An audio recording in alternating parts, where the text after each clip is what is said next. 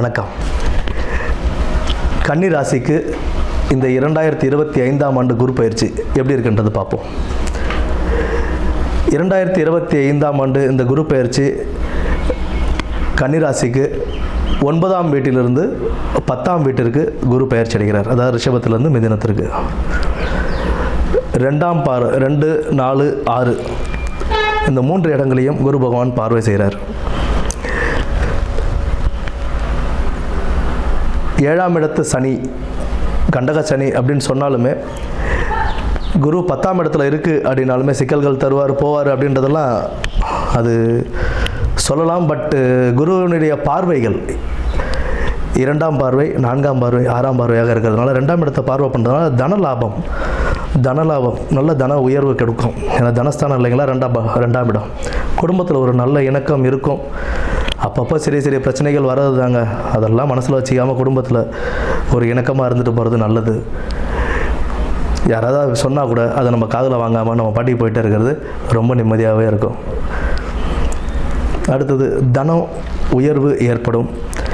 வீடு வாகனங்கள் அமையக்கூடிய வாய்ப்புகள் அதிகம் உண்டு. இப்போ வீடு வாகனங்கள் அப்படின்னும்போது ஒரு வீடு வாங்குகிறோம் அப்படின்னா நிலத்து பட்டா இதெல்லாம் கரெக்டாக செக் பண்ணிக்கணும்.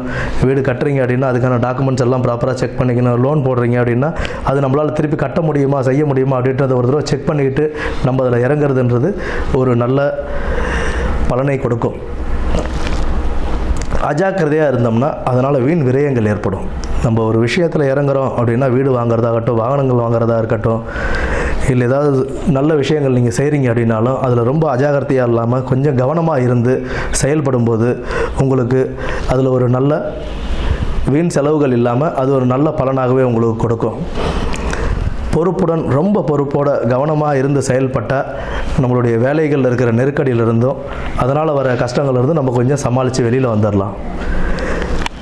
உற்றார் உறவினர் அந்தளவு சிறப்பாக இருக்க மாட்டாங்க. அந்த இடத்துல நம்ம தான் அனுசரித்து போகிறது நல்லது. உற்றார் உறவினர் சிறப்பு தரமாட்டாங்க அப்படின்னா ஏதாவது நீங்கள் ஒரு சின்ன விஷயமாக பேசும்போதும் அதனால் அது பெரிய பிரச்சனையாகிறதுக்கான வாய்ப்புகளும் உண்டு. அப்படின்னும் போது நம்ம தேவையில்லாத வார்த்தைகளோ தேவையில்லாத இதுவோ இல்லாமல் நம்ம பாட்டிக்கு ஃபேமிலி வேணும் அப்படின்னு நினச்சிருந்தோம் அப்படின்னா எல்லாமே நமக்கு நல்லபடியாகவே அமையும். பெரியவர்களுடனும் நண்பர்களுடனும் கொஞ்சம் பேசும்போது நிதானத்தை கடைப்பிடிச்சி பேசுறதுன்றது ரொம்ப சிறப்பு தரும். நீங்கள் யாரையோ நம்பி ஏதோ ஒரு வார்த்தைகள் சொல்ல போக அந்த வார்த்தைகள் வேறு யாருக்காவது போய் அதனால் வரக்கூடிய பிரச்சனைகள்லேருந்து தவிர்த்து வெளில வர்றது ரொம்ப நன்மை பறைக்கும். புதிய தொழில் தொடங்குறதுல ரொம்பவே யோசனை பண்ணி தொடங்குங்க. புதிய தொழில் அப்படின்றது இப்போதைக்கு வேண்டாம். இருக்கும் தொழிலை விரிவுபடுத்திக்கலாம். இப்போ ஏதாவது ஒரு தொழில் நீங்கள் செஞ்சுக்கிட்டு இருக்கீங்க அப்படின்னா அதை சார்ந்து அதே இடத்துல வேறு ஏதாவது நீங்கள் விரிவுபடுத்திக்கலாம். இப்போ ஏதாவது ஃபேன்சி ஸ்டோர் மாதிரி வச்சுருக்கீங்க, அந்த இடத்துல நான் பிரிண்டர் ஷாப் மாதிரி ஜெராக்ஸ் மிஷின் மாதிரி வச்சு ஜெராக்ஸ் கூட போட்டு தரேன் அப்படின்னா அது ஓகே, நோ ப்ராப்ளம். பட் நீங்கள் தனியாக ஒரு இடமா வாங்கி அந்த இடத்துல நான் புதுசாக ஆரம்பிக்க போகிறேன் அப்படின்னும்போது அதில் லாபங்கள் அவ்வளோ உடனே வருமா அப்படின்னா அதற்குண்டான வாய்ப்புகள் குறைவு. புதிய தொழில் தொடங்கும்போது பார்த்து செயல்படுவது மிக அவசியம். குறிப்பாக உடல் ஆரோக்கியத்தை ரொம்பவே பார்த்துக்கிறது ரொம்ப நல்லது. சத்தான உணவுகளை சாப்பிட்டு உடல் ஆரோக்கியத்தை பார்த்துக்கணும்.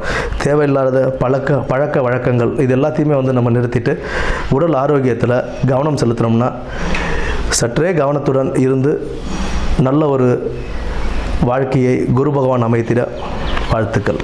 நன்றி.